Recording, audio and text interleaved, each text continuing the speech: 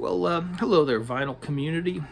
It's Jacob coming to you here from the Dallas Open Micer YouTube channel, the second installment of BVCLT, that's British Vinyl Community Love Train. I received a supply of essential British listening albums in the mail from Martin over at the Vinyl Scavenger YouTube channel, and been making my way through the stack. The record we'll talk about in this video is this album by Parchment, and Parchment has been called the greatest band to have come out of Liverpool. Now, I'm not familiar enough with all the bands that have come out of Liverpool to know if I would agree with that statement. I know the most famous band to come out of Liverpool is the Beatles, and that's a band I've really grown to dislike over the years. So I certainly like this better than the Beatles, but that's really not a fair contest, because I think I'd prefer just about anything except maybe U2. U2 is also sour milk to my ears as well. I think U2 and the Beatles are competing like neck and neck for the bands who have most worn out their welcome to my ears. Honorable mention goes to Bruce Springsteen. But this group Parchment, they are an early contemporary Christian music band. They were contemporary here, and this is around 1970 or so.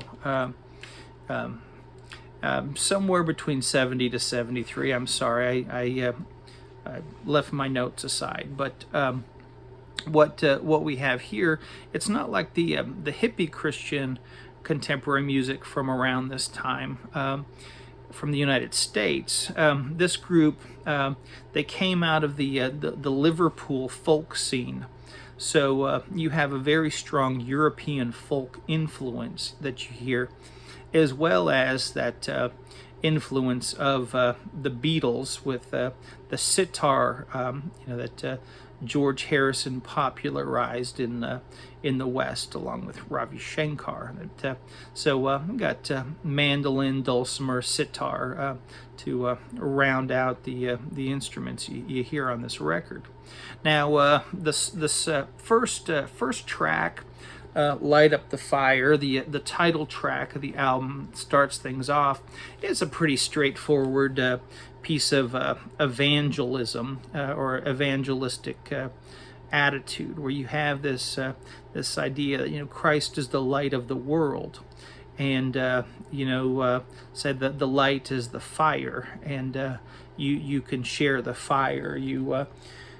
You light up the fire like in a candlelight church service where people light each other's candles, and the sanctuary or the outdoor event for the service will light up as the light is spread. And the idea is, if you keep your light to yourself, there won't be more light in the world. So you gotta go out and spread your fire, and let other people hear the glow of the gospel.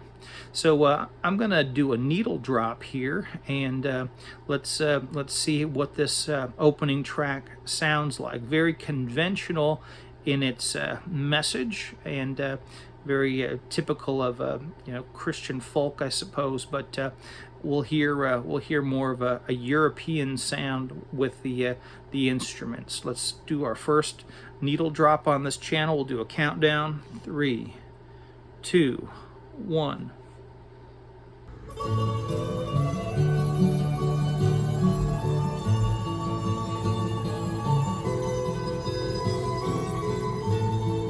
Flowers of day dawn into the mind. The day has begun, the night is behind. Go down in the city, into the street, and let's give the message to the people we meet. So light up the fire and let the flame burn. Open the door, let Jesus return. Take Seeds of His Spirit, let the fruit grow. Tell the people of Jesus, let His love show. And we're back, and that was a cut from Parchment, their opening track. All right, now things go from the very conventional to well, the very shaky in terms of theology. Although this next song I'm going to talk about is that's quite a catchy tune, and this is track number 4 on side 1. It's a strained vocal cord there. It's called "Where Can I Find You?" And the song, it's from the perspective it starts out. This is a male vocal, and this one, there's a gentleman that's searching for God. Where can I find you? He's asking, God, where are you? And so he looks in his mind, and he can't find God in his mind. And there's a terrible rhyme about, are you in my brain? I think I'm going to go insane. And I don't think it's necessary to force rhymes like that from a songwriting perspective. It's tripping over your shoelaces out of the gate there, but they do pick things up. He starts looking for God in the familiar places. He's looking in nature. He's looking in the sky, and in the waterfall, I think, is one of the places he looks. And so he's looking around for God, and then the song takes a rather surprising turn. God answers him, and the way we know that this is God answering him, I think it might even be the same singer, is God sings in a gravelly voice, kind of like that Barry Maguire. Well, God, they do put words in God's mouth, which I don't think is a wise thing for a Christian band to be doing. They probably didn't know their Bible enough to know that that's a no-no. But they do at least, write an interesting answer from God's perspective, and what God tells them. We'll find out right here. And I find you in the family of my star. And I find you in the wild. I need you in my life. Oh, please, won't you tell me where you are? You gotta look for me when you don't really want to. You gotta look for me when you're tired and you're gone. You gotta look along the way. It's a long, lonely day. Like a morning waiting for. You gotta look for me when you don't really want to. You gotta look for me when you're tired and you're gone. Well, that was a surprising answer from God, or these singers pretending to be God. But I do think it's an interesting thought experiment. It may not necessarily do you any harm, but I wouldn't want you to get on a slippery slope where you think, what, I'm just going to make stuff up for God, as much as I feel like it, because that's what Parchment did, and it worked for them. Anyway, we'll move on from that track, and now this next track. This will be my final needle drop. It's a song on side 1. We have very small type, and when I first read this title, I thought it said "Zip Bam Boom," but then I put my readers on, and I see that it says "Zip Bam Boo," not bamboo the wood, bam bam like an onomatopoeia, and then boo. So zip bam boo exclamation mark. And well, before we talk about this one any further, this song is a little bit zany. It also has some really cringy.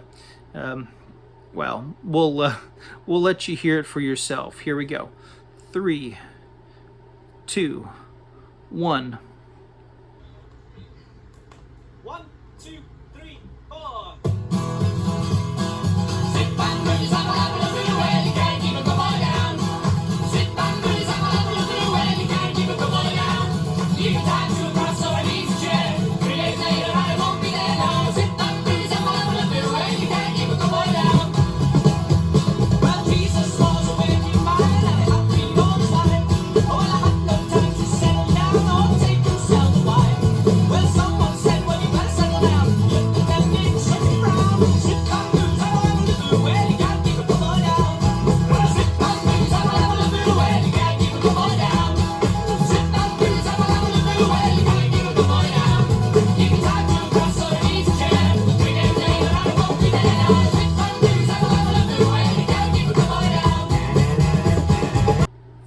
And we're back. So if you didn't hear that lyric, you can't keep a good man down or a good boy down, and that's none other than Jesus Christ himself that they're singing about. And that cringy lyric, you can tie him to a cross or an easy chair. 3 days later he won't be there. Zip bamboo. So unlike anything I've heard before. Is it still better than the Beatles? I would say yes, but if another Liverpool band can knock these guys off the pedestal and be crowned the greatest band to come out of Liverpool, I'd be willing to accept. I'd be willing to accept challengers. Certainly a very interesting record, and I can see why Martin included this in his care package of essential British listening. Oh, it looks like my camera has shifted a bit, but that's the end of this one. I'll see you next time.